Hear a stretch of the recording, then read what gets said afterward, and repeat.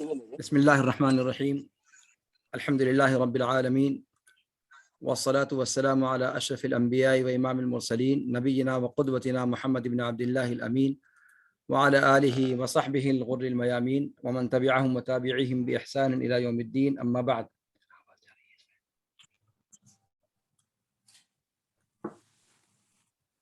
تمام کے تمام مشائخ اور احباب کا تہ دل سے خیر مقدم اور استقبال۔ اللہ رب العالمین اس اجتماع کو مبارک بنائے، اور جو کچھ آج کے درس میں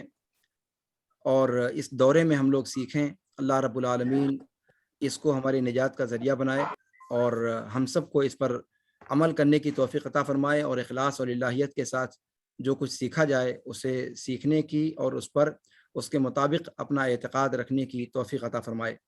اللہ رب العالمین ہمارے علم کو ہمارے لیے وبال جان نہ بنائے، اور اللہ رب العالمین ہمارے علم میں برکت عطا فرمائے۔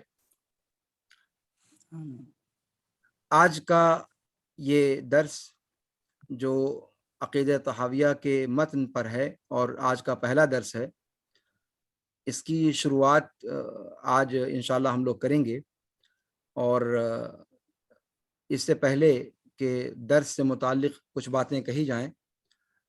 میں عزیزم ولید سے درخواست کروں گا کہ وہ متن پڑھیں تاکہ اس کے بعد پھر کتاب کی شرح کا آغاز کیا جائے۔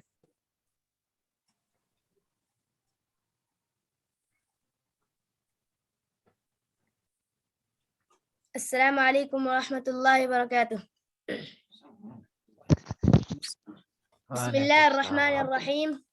وعلیکم السلام۔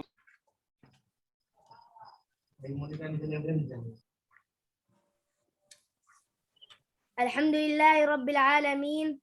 قال العلامة حجة الإسلام أبو جعفر الوراق الطحاوي بمصر رحمه الله: هذا ذكر بيان عقيدة أهل السنة والجماعة على مذهب فقهاء الملة أبي حنيفة النعمان بن ثابت الكوفي، وأبي يوسف يعقوب بن إبراهيم الأنصاري، وأبي عبد الله محمد بن الحسن الشيباني رضوان الله عليهم أجمعين، وما يعتقدون من أصول الدين ويدينون به رب العالمين۔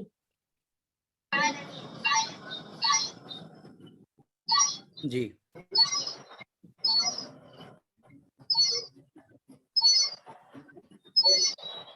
یہ جو متن انشاءاللہ ہم لوگ پڑھیں گے، اس کا آغاز ہے، شروعات ہے اس کی۔ امام طحاوی رحمہ اللہ کے متن کا یہ پہلا صفحہ تھا جو ابھی آپ کے سامنے پڑھا گیا، اور یہ متن آپ لوگوں کو گروپ میں اس سے پہلے شیئر کیا جا چکا ہے، اور میں یہاں بھی انشاءاللہ شیئر اسکرین کے ذریعے سے وہ آپ کے سامنے انشاءاللہ رکھوں گا بھی۔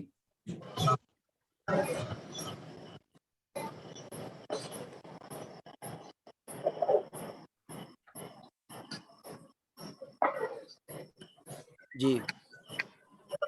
آج کے درس میں انشاءاللہ امام طحاوی کے اس متن پر گفتگو تمہیدی ہوگی، اور انشاءاللہ آج کے درس میں ہم یہ پڑھیں گے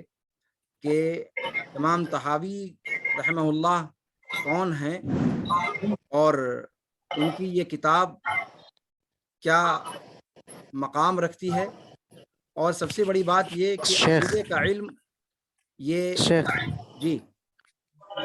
جو بچے درس کے درمیان آگے اپنا ویڈیو چالو کر رہے ہیں ان کو کہا جائے کہ ویسا ڈسٹرب نہ کرے۔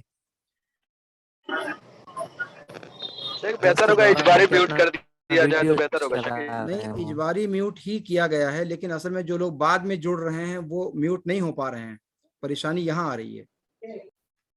اگر سرے سے جوائن نہ ہونے دیں تو وہ بھی مسئلہ ہے۔ اصل میں میوٹ آل ہے، لیکن بیچ میں جو لوگ جوائن ہو جاتے ہیں تو ان کا تو میوٹ نہیں رہتا نا۔ جی، ایک مرتبہ میوٹ آن کر کے مکمل طریقے سے پھر سے میوٹ آل کریں تو مکمل میوٹ آف ہو جائے گا اس کو۔ ایک مرتبہ مکمل آن کر کے پھر سے آف کریں، جتنا بیچ میں جوائن ہو رہا ہے وہ سب مکمل بند ہو جائے گا انشاءاللہ۔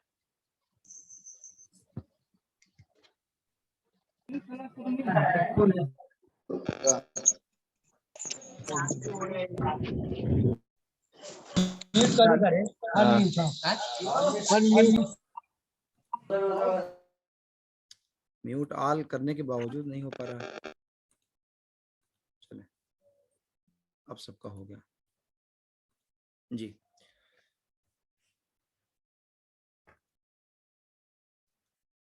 جی تو یہ کہہ رہا تھا کہ آج کے درس میں انشاءاللہ ہم لوگ امام طحاوی رحمہ اللہ کے متن العقیدہ طحاویہ جو بیان و عقیدت اہل سنہ والجماعہ کے نام سے ہے انشاءاللہ اس کو پڑھیں گے،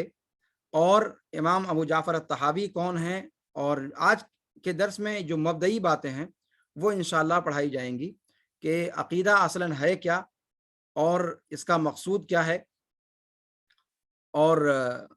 امام طحاوی کے اس متن کی اہمیت کیا ہے۔ یہ ساری باتیں آج کے درس میں انشاءاللہ ہم بتائیں گے۔ تو اس سے پہلے کہ گفتگو شروع کی جائے، میں انشاءاللہ کوشش کرتا ہوں کہ آج جو متن پڑھا جانا ہے اس کو آپ لوگوں کے درمیان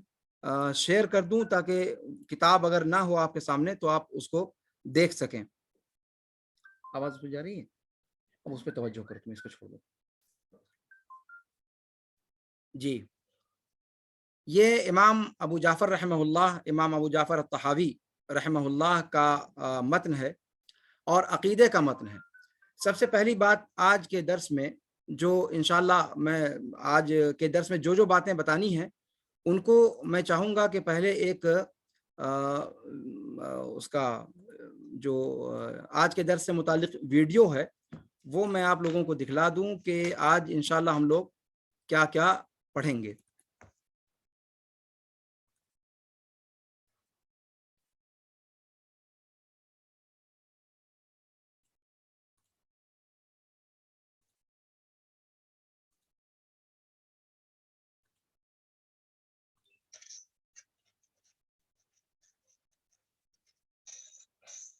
آج کے درس میں انشاءاللہ اس کو آپ لوگ نوٹ کر لیں، آج کے درس میں جو چیزیں پڑھائی جائیں گی وہ اس طریقے سے ہوں گی۔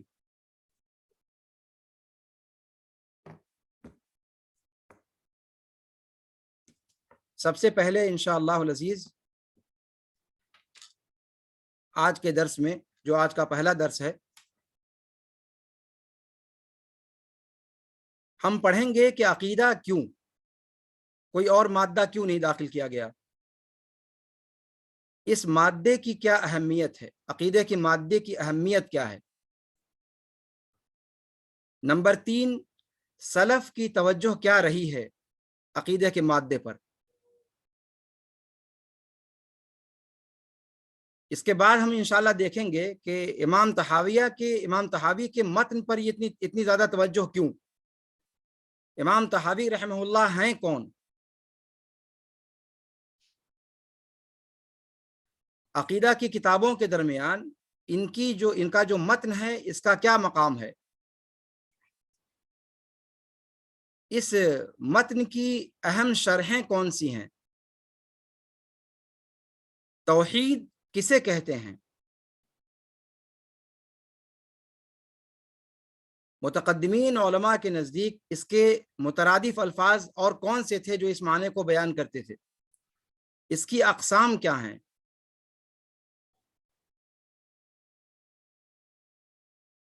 اور توحید کے دراسے سے عقیدے کے اندر مراد کیا ہے۔ یہ باتیں ہیں جو انشاءاللہ آج کے درس میں ہم اور آپ پڑھیں گے۔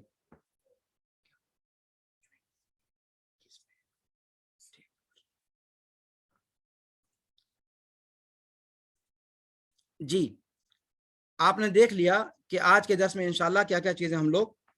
دیکھیں گے۔ اس میں 100 لوگ پورے ہو چکے ہیں، اب جو لوگ آئیں وہ ٹیلی گرام پر جوائن ہو جائیں تاکہ مطلب ان کا سلسلہ موقوف نہ ہونے پائے اور گفتگو جاری رہے ہماری۔ جی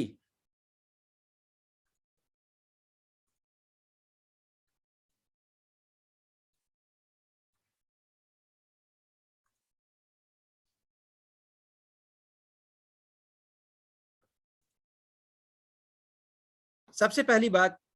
ہم عقیدے کا درس لے رہے ہیں تو عقیدہ ہی کیوں، اس پر پہلے گفتگو ہو جائے۔ عقیدہ علوم کوئی بھی پڑھائے جائیں، ترتیب بار اس کو آپ لوگ ذرا توجہ سے دیکھیے گا، اس لیے کہ مختصر انداز میں ہم آگے بڑھیں گے، چونکہ ہم کو ایک متعین وقت میں اس کو مکمل کرنا ہے۔ سب سے پہلی بات یہ ہے کہ عقیدے کی اہمیت کیا ہے، کیوں عقیدہ ہی کے موضوع کو اختیار کیا گیا۔ کسی بھی علم کو اور اس کے مقام و مرتبے کو اس کے معلوم کے آئینے میں دیکھا جاتا ہے کہ وہ علم کس ذات کے بارے میں یا کس چیز کے بارے میں بتاتا ہے، اور اس کے اعتبار سے اس علم کا درجہ متعین کیا جاتا ہے۔ جیسا کہ آپ سبھی لوگ جانتے ہیں، میڈیکل کا معاملہ ہو یا انجینئرنگ کا معاملہ ہو یا پھر شرعی علوم کا معاملہ ہو، جس چیز کے بارے میں بتایا جاتا ہے اس چیز کو جو مقام ملتا ہے اسی کے اعتبار سے اس علم کو وہ مقام دیا جاتا ہے۔ اور عقیدے کا علم جو ہے اس کا معلوم اللہ رب العالمین کی ذات بابرکات ہے، اپنے اسماء، اپنے صفات اور اپنے افعال کی روشنی میں۔ اور جب اس علم کے اندر اللہ رب العالمین کے بارے میں گفتگو کی جاتی ہے تو اس اعتبار سے اس علم کا مقام و مرتبہ بقیہ سارے علوم پر فائق اور سب سے اشرف اور سب سے افضل اور سب سے برتر ہے، اس لیے کہ اللہ رب العالمین کی ذات بابرکات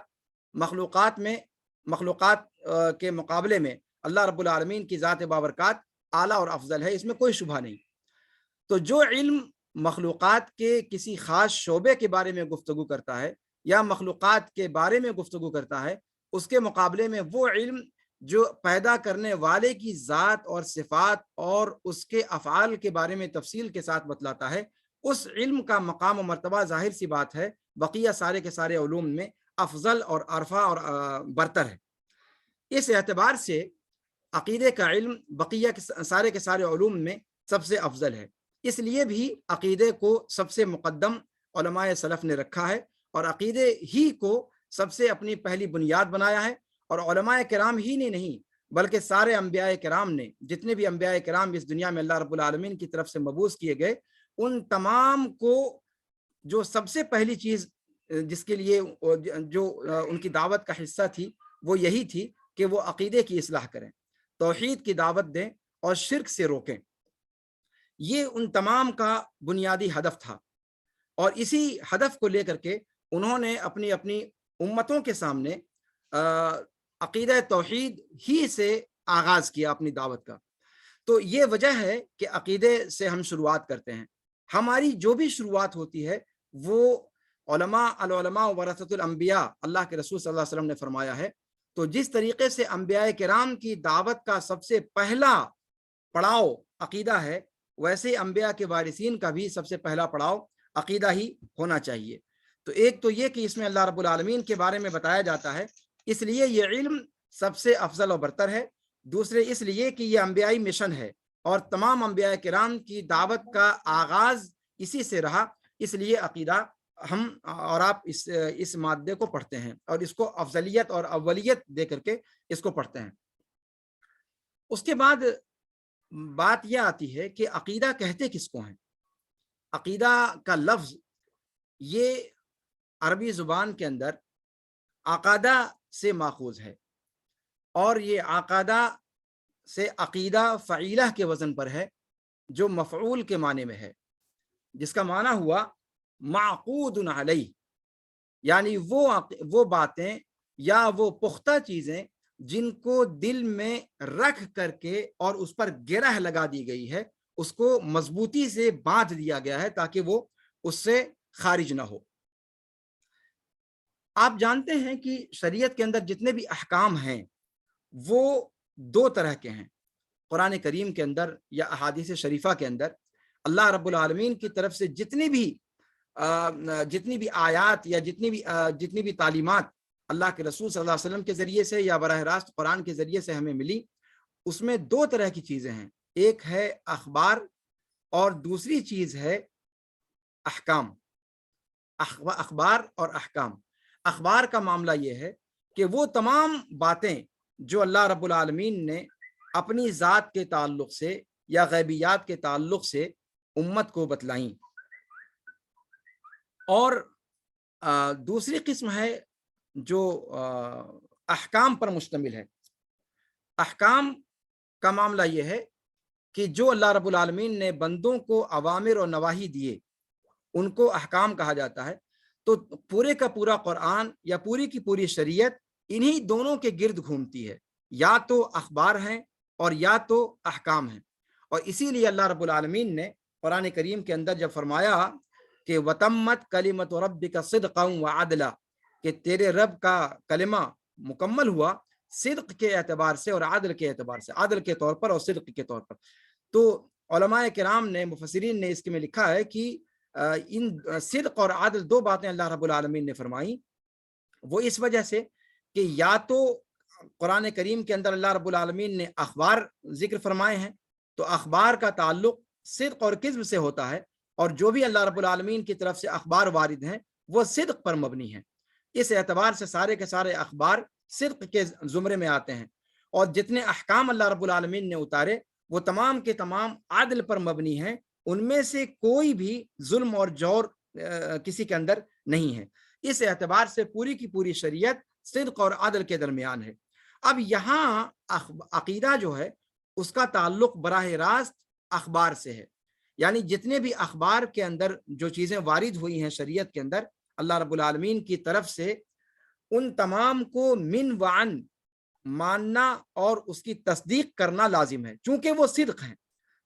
صدق ہیں اس لیے ان کی تصدیق لازم ہے۔ اسی وجہ سے وہ تمام باتیں جو اللہ رب العالمین کے حوالے سے وارد ہوئی ہیں اور اخبار کے قبیل سے ہیں، ان کی تصدیق کرنا لازم ہے، اور تصدیق کا تعلق براہ راست اس کا جو ہے تعلق وہ اس پر ایمان اور اس کی تصدیق، اس کا تعلق براہ راست قلب سے ہے۔ اس کے اندر عملیات کا یا جوارح کے عمل کا کوئی دخل نہیں ہے، اسی لیے اس کو عقیدہ کہا جاتا ہے، اس لیے کہ اس کا مرجع اور اس کی اصل جو ہے وہ دل ہے۔ ہاں یہ چیز ہے کہ ایمان کے اندر دوسرا پہلو بھی ہے جو جوارح سے متعلق ہے، جو انسان کے اعضاء و جوارح سے متعلق ہے، لیکن عقیدہ جب کہا جاتا ہے تو اس سے مراد وہ تمام باتیں ہوتی ہیں جو اخبار سے متعلق ہیں اور جن کا دل سے تصدیق کرنا ضروری ہے۔ اور اس کو عقیدہ اسی لیے کہا جاتا ہے، جیسا کہ میں نے ذکر کیا، کہ اس کو دل کے اندر بیٹھا کر اور اس کے بعد اس پر گرہ گویا لگا دی جاتی ہے، یعنی وہ چیز انسان کے دل کی گہرائیوں میں اتر جاتی ہے اس طریقے سے کہ اس کے بعد وہ اس سے نکلنے نہ پائے، اس طریقے سے مضبوطی کے ساتھ وہ جم جاتی ہے انسان کے دل کے اندر، اسی لیے اس کو عقیدہ کہا جاتا ہے۔ اچھا، یہاں ایک چیز اور ذکر کرنے کی ہے کہ اس سے یہ نہیں سمجھنا چاہیے کہ عقیدے کے اندر اعمال کا دخل نہیں ہے۔ اعمال حقیقت میں ایمان سے ہے، اور ایمان یہ ان الفاظ میں سے ہے عقیدے کے اندر جو استعمال کیا جاتا ہے، اور ایمان کا تعلق عمل اور قلب دونوں سے ہے۔ جیسا کہ آپ سبھی جانتے ہیں کہ ایمان کی تعریف سلف کے یہاں 5 نون سے کی گئی ہے، اس کے اندر تصدیق بالجنان، اقرار باللسان، عمل بالارکان، یزید بطاعت الرحمن وینقص بطاعت الشیطان، یہ آپ اس کو تفصیل کے ساتھ جانتے ہیں۔ تو اس کے اندر اعمال کا بھی پہلو ہے، لیکن عقیدے کا جو لغوی اعتبار سے پہلو ہے، کہتے ہیں کہ اس کا تعلق تصدیق سے ہے، اور یہ جو جوارح کے اعمال ہیں ان کے علاوہ ایک چیز ہے جو دل کے اندر رکھ کر باندھ دی جاتی ہے۔ زمانے قدیم میں عقیدے کے لفظ کے لیے اور دوسرے الفاظ استعمال ہوتے تھے، جیسا کہ آپ کو شروع میں بتایا گیا کہ عقیدے کے مترادفات کیا ہیں، کیا عقیدے کا لفظ شروع سے استعمال کیا جاتا رہا ہے؟ تو اس کا جواب یہ ہے کہ عقیدے کا لفظ شروع سے استعمال نہیں کیا گیا ہے، بلکہ اس کو بعد میں استعمال کرنا شروع کر دیا گیا ہے، لیکن اس کے اندر کوئی حرج کی بات نہیں ہے کہ اگر اصطلاح کے اندر کوئی شرعی اعتبار سے حرج نہ واقع ہو تو کوئی بھی اصطلاح استعمال کی جا سکتی ہے۔ عقیدے کے لیے اسلاف کی کتابوں میں کچھ مترادفات ملتے ہیں جو عقیدے کے معنی پر دلالت کرتے ہیں، جن میں سے بعض وہ ہیں جو مکمل طور پر صرف عقیدے کے مفہوم کو بتلاتے ہیں، اور کچھ وہ ہیں جو عقیدے کو بھی بتلاتے ہیں اور عقیدے کے ساتھ ساتھ دوسرے معنی کو بھی بتلاتے ہیں۔ جیسے توحید کا لفظ ہے، توحید کا لفظ زمانے قدیم سے سلف نے استعمال کیا ہے اور اسی نام پر کتابیں لکھی ہیں۔ امام ابن خزیمہ کی مشہور کتاب ہے، ابن مندہ کی مشہور کتاب ہے اسی نام سے۔ تو توحید کہہ کر کے وہ پورے علم عقیدہ کو مراد لیتے تھے۔ یہ لفظ بالکل عقیدے کے لیے خاص تھا، لیکن اور کچھ الفاظ تھے جو عقیدے کے لیے بولے جاتے تھے، لیکن عقیدے پر پوری دلالت ان کی نہیں ہوتی تھی، بلکہ عقیدہ ان الفاظ کی دلالت کا ایک جز تھا۔ جیسے السنہ کا لفظ استعمال کیا جاتا تھا، کتاب السنہ کے نام سے بہت سارے لوگوں نے کتابیں لکھی، امام عبداللہ ابن احمد نے کتاب لکھی، اس کے علاوہ آجری وغیرہ کی کتابیں شریعہ کے نام سے ہیں۔ تو شریعہ کی اصطلاح یا سنت کی اصطلاح یہ بھی عقیدے کے معنی کو بتلانے کے لیے سلف نے اس کو استعمال کیا ہے۔ شریعہ کا جو لفظ ہے اس کے اندر جیسا کہ میں نے بتایا آپ سے کہ عقیدے کے لفظ کے لیے توحید کا لفظ استعمال کیا جاتا تھا خاص طور پر، لیکن اس کے علاوہ جو الفاظ ہیں جیسے سنت ہے یا شریعت ہے تو یہ عقیدے کے معنی کو بھی بتلاتا ہے اور عقیدے کے علاوہ دیگر معانی کو بھی بتلاتا ہے۔ اللہ رب العالمین نے قرآن کریم کے اندر ذکر فرمایا کہ شرع لکم من الدین ما وصى به نوحا والذی اوحینا الیک وما وصینا به ابراہیم وموسیٰ وعیسیٰ ان اقیموا الدین ولا تتفرقوا فیہ۔ یہاں پر جو شریعت کا لفظ استعمال کیا گیا ہے یہ ان تمام انبیاء کرام کی شریعت کو یا اصول اور فروع دونوں کو شامل ہے جن کو لے کر کے وہ لوگ آئے، توحید کو بھی شامل ہے اور دیگر مسائل کو بھی شامل ہے۔ جبکہ قرآن کریم ہی کے اندر شریعت کی ایک اصطلاح اللہ تعالیٰ نے استعمال کی ہے ایک جگہ، لِكُلٍّ جَعَلْنَا مِنْكُمْ شِرْعَةً وَمِنْهَاجًا۔ تو یہاں پر شریعت کا لفظ الگ الگ مفہوم میں استعمال کیا گیا، اس لیے کہ ہر نبی کی جو شریعت تھی وہ مسائل کے اعتبار سے الگ تھی، اصول کے اعتبار سے ایک تھی لیکن مسائل اور فروع کے اعتبار سے الگ تھی۔ اور اللہ کے رسول صلی اللہ علیہ وسلم نے فرمایا کہ الانبیاء اخوۃ لعلات الدین واحد والشرائع شتیٰ، کہ انبیاء یہ سارے کے سارے علاتی بھائی ہیں جن کا دین ایک ہے اور شریعتیں الگ الگ ہیں۔ یہاں جو شریعتوں کو الگ الگ ذکر کیا گیا، یہاں شریعت سے مراد احکام کا پہلو ہے، عقیدے کا پہلو ایک رہا ہے ہمیشہ سے۔ تو شریعت کی یہ دونوں اطلاقات قرآن کریم کے اندر ملتے ہیں، اور اسی لیے اس بات کو ذکر کیا گیا کہ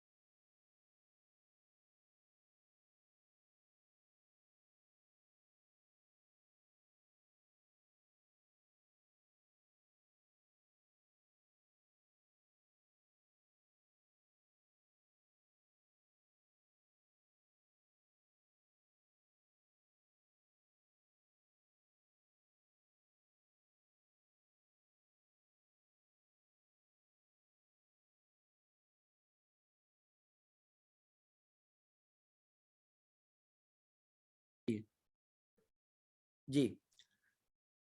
میں یہ کہہ رہا تھا کہ امام ابو جعفر الطحاوی رحمہ اللہ کے متن کو شامل کیا گیا عقیدے کے دراسے کے لیے۔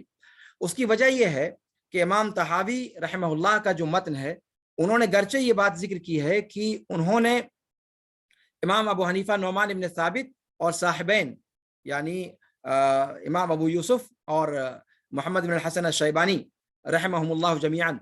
ان کے عقیدے کے مطابق اس متن کو ترتیب دیا ہے، لیکن حقیقت یہ ہے کہ یہ عقیدہ تمام کے تمام ائمہ کرام کا متفقہ عقیدہ ہے، چاہے وہ امام ابو حنیفہ ہوں، چاہے امام مالک ہوں، چاہے امام شافعی ہوں، چاہے امام احمد بن حنبل ہوں۔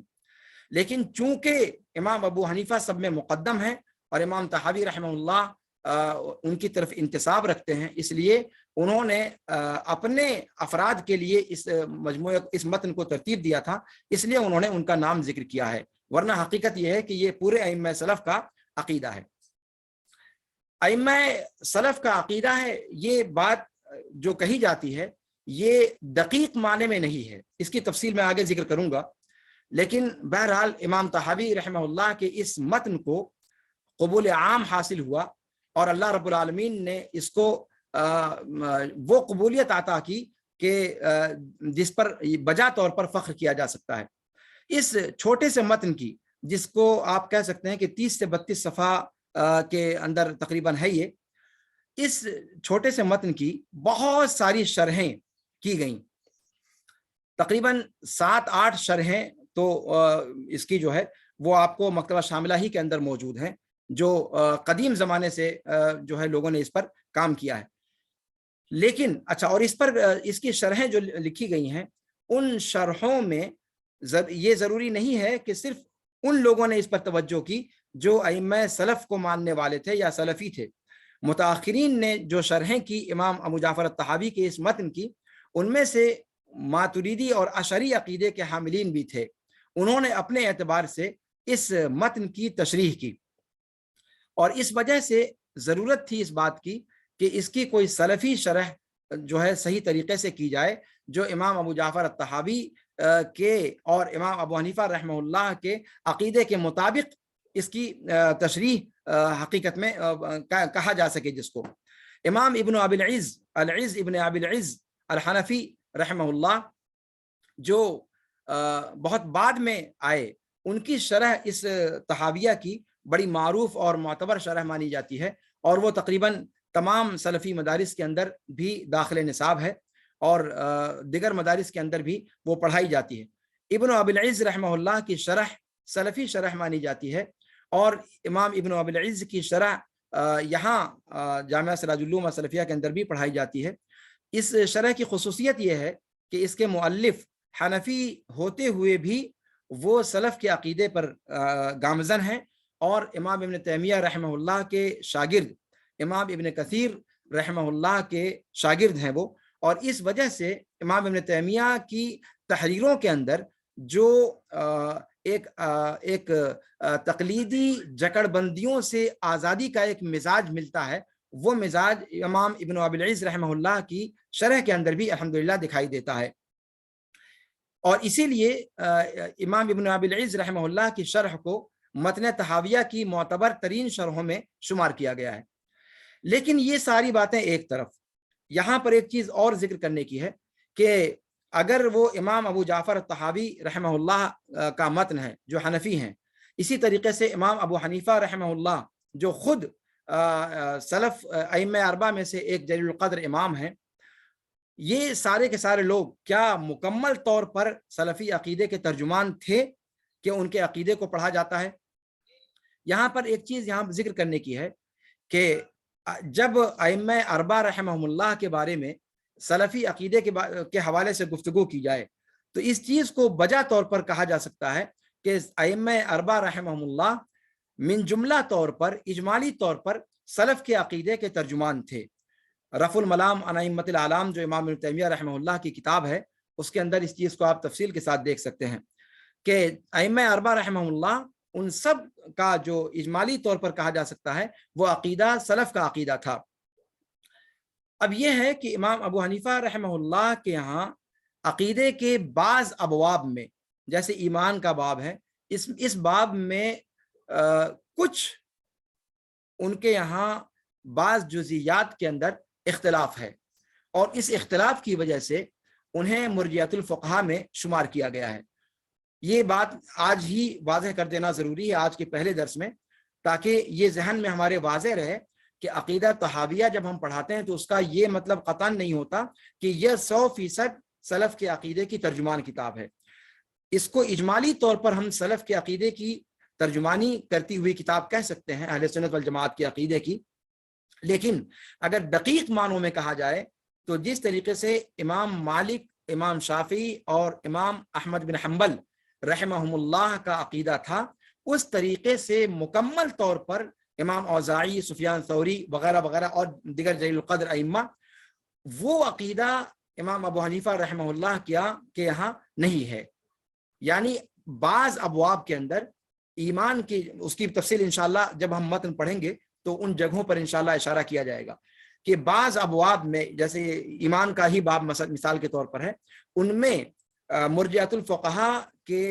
مسلک پر امام ابو حنیفہ رحمہ اللہ گئے ہیں، اور وہاں پر انشاءاللہ تنبیہ کر دی جائے گی وقت پر کہ وہاں وہ جو سلف کا ایک متفقہ عقیدہ ہے وہاں سے تھوڑی سی ان کے ہاں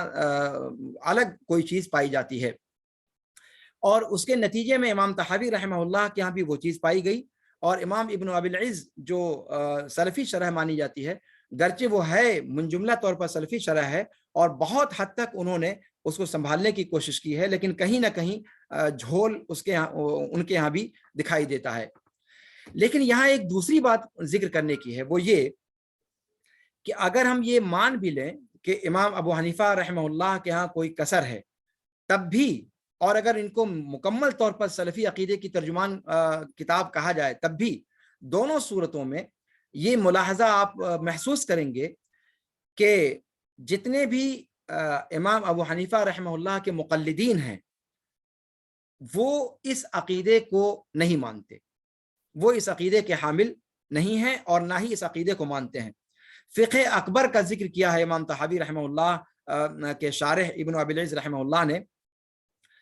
کہ فقہ اکبر جو امام ابو حنیفہ رحمہ اللہ کا کتابچہ کہا جاتا ہے، جبکہ وہ بھی نسبت ان کی طرف ثابت نہیں ہے، لیکن اگر نسبت مان لی جائے تو اس کے اندر جو ذکر کردہ عقائد ہیں وہ ہمارے عقائد سے میل کھاتا ہے، یعنی سلف کے عقیدے پر ہے،